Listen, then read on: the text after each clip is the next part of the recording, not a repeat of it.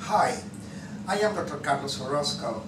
I am the scientific advisor of Symphony 3, and I'm here to talk to you about spinning energy.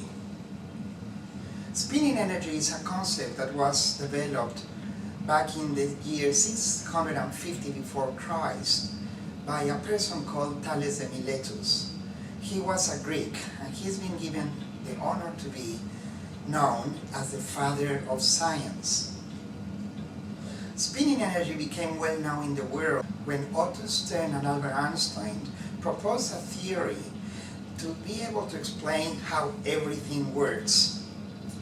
And this works simply because there is energy around us that is known as vacuum energy, or the energy of the vacuum. This is the energy that links everything with everyone else, and everyone else with everything else. This is the energy that nature uses to express itself in such a way that things can grow or things can become very, very small. All depends on the spin of that energy. So what is energy? Energy simply is. And it can be transformed into matter, and it also can be transformed into light. So when it's light, we talk about biophotons. When we talk about particles, we talk about matter. And this is one of the expressions of energy. I'm here to share with you the implications of spinning energy and how it's able to grow and connect everything with everything else and everyone with everyone else. So I hope you enjoy the presentation, and please sit back and relax, as this is going to be a very exciting way of introducing you to the world of quantum physics and the role of spinning energy in the world that we live in. Okay, how is spinning energy generated? Spinning energy is generated by rotation. Everything in this universe spins. And that means things rotate either clockwise and counterclockwise. What that means is that things can go like this, and this is of course counterclockwise, and things can go like this, and that is clockwise. When spinning energy spins counterclockwise, we get an effect towards expansion, towards making things that are very, very small extremely big.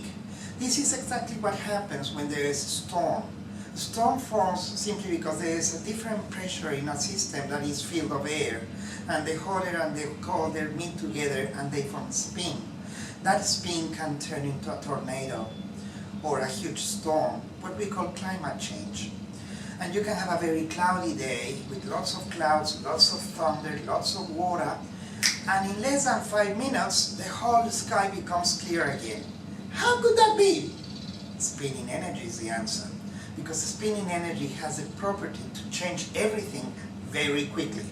This is when we introduce the concept of quantum.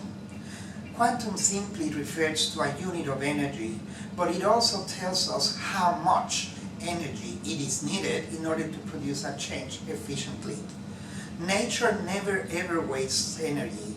It always uses energy in the most efficient way.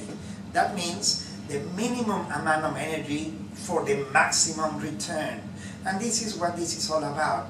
Investing a little bit of your time here so that you can learn a lot. And it doesn't take time, which is the best part. All you need to do is enjoy watching and learning from this video, because this is going to give you the tools for you to understand how nature works in very layman terms. When spinning energy spins clockwise, which means it goes in this direction, then a vortex is formed, but that one is going to go downwards, which means it's going to make things that are very, very, very big extremely small. This is exactly the opposite effect of what happens when spinning energy spins counterclockwise. In the counterclockwise spin, there is a vortex that forms, and this one allows for expansion. In other words, little things become huge things. So here we got an ability to make things really, really big, but at the same time, really, really small. And both of them depend on each other. Let me give you an example. If I were to inflate a balloon, and I go like this, and the balloon expands, it is expanding because something else is contracting exactly at the same time. And what contracts are my lungs, so that I can put air through my mouth in order to inflate that balloon. And here we got the effect of both energies working simultaneously. One is allowing my lungs to shrink, and at the same time is allowing the balloon to inflate. And in nature, every single thing works with an and. When nature chooses between two things, it always chooses between this and that, and never this or that. Because when it chooses between this and that, it picks up both. When it chooses, that it never does, between this or that, the minute or the second it chooses that one, it has excluded this one. And nature never does that. Nature always has the ability to have both spins working simultaneously. And then nature can choose to use this 100% and this only 0%. And at another given time it will take 50% of that and 50% of that. And then it will change and it will go 100% of that and nothing of that. But it's got the choice. And this is because nature is very wise. So wise that we are alive thanks to this interaction between the spins, the counterclockwise and the clockwise spin. That is very important that you keep in mind, because this is what allows for things to grow very much or to reduce themselves to the point that they become almost nothing.